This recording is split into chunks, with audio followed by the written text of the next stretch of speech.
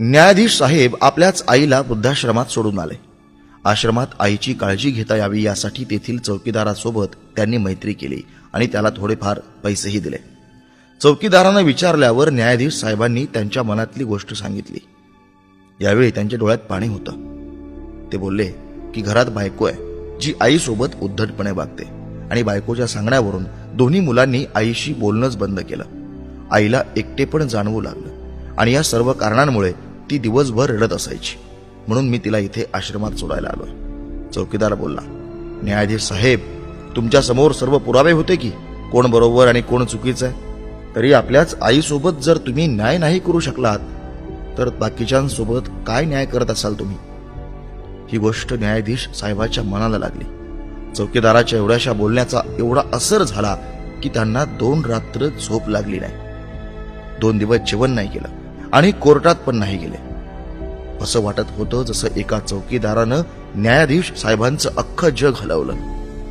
3ऱ्या दिवशी न्यायाधीश साहेब त्यांच्या खोलीतून बाहेर आले. बायको आणि मुलं जेवण घेऊन यांचीच वाट पाहत होते की न्यायाधीश साहेब कधी जेवतील. आता न्यायाधीश साहेबांनी एक कागद बायकोच्या आणि 2 वेगवेगळे कागद मुलांच्या हातात दिले. कागदावरची पहिली ओळ वाचली तर बायकोच्या हातातलं ताट खाली पडलं. त्यावर लिहिलं होतं की मी तुला घटस्फोट देत आहे आणि मुलांना बोलले की आजपासून माझी सर्व प्रॉपर्टी तुमच्या दोघांची, मला काही नाही पाहिजे. मुलांनी त्यांना जबरदस्तीनं खुर्चीवर बसवलं. हात जोडून पाया पडून या सर्वांचं कारण विचारलं. तेव्हा डोळ्यात अश्रूंच्या धारांसोबत न्यायाधीश साहेब बोलले, मी माझ्या 65 वर्षाच्या आईला वृद्धाश्रमात सोडून आलोय. अपरिचित लोकांच्या विश्वासावर सोडून आलोय आणि तुम्ही सगळे मला कारण विचारता आहात. आपल्याला लाज वाटायला हवी. रोज मी कोर्टातून वापस आलो की माझी आई माझ्याजवळ रडायची. मला म्हणायची, बाळा, कृपया मला वृद्धाश्रमात सोड. तुमच्यापैकी कोणच आईसोबत नीट बोलत नाही. आणि हे विसरलात की ज्या न्यायाधीश साहेबाला आज पूर्ण शहर सलाम करतं त्याला घडवण्यासाठी आईचा किती मोठा हात आहे. कधी दुसऱ्याच्या घरी काम करायला गेली तेव्हा सुद्धा मला एकटं सोडायची नाही. अशा देवासमान आईला मी वृद्धाश्रमात सोडून आलो, तेही अशा लोकांच्या विश्वासावर ज्यांना हे पण नाही माहीत की आईला काय आजार आहेत. स्वतःला दोष देत न्यायाधीश साहेब बोलू लागले, दुसऱ्यांना निर्णय ऐकवणारा मी स्वतः मात्र आज हरलोय. मी न्यायाधीश नाही तर गुन्हेगार आहे आणि मी जो गुन्हा केलाय त्यासाठी कदाचित कायदा तरी मला माफ करेल, पण देवाच्या कोर्टात तो कधी माफ होणार नाही.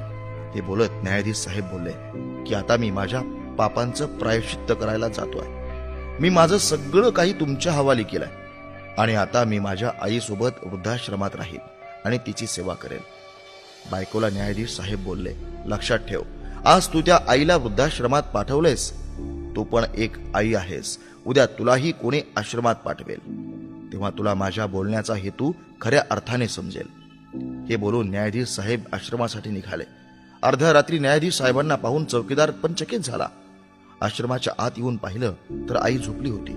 जवळ जाऊन पाहिलं तर संपूर्ण परिवाराच्या फोटोला जवळ घेऊन रडत रडत आई झोपी गेली होती.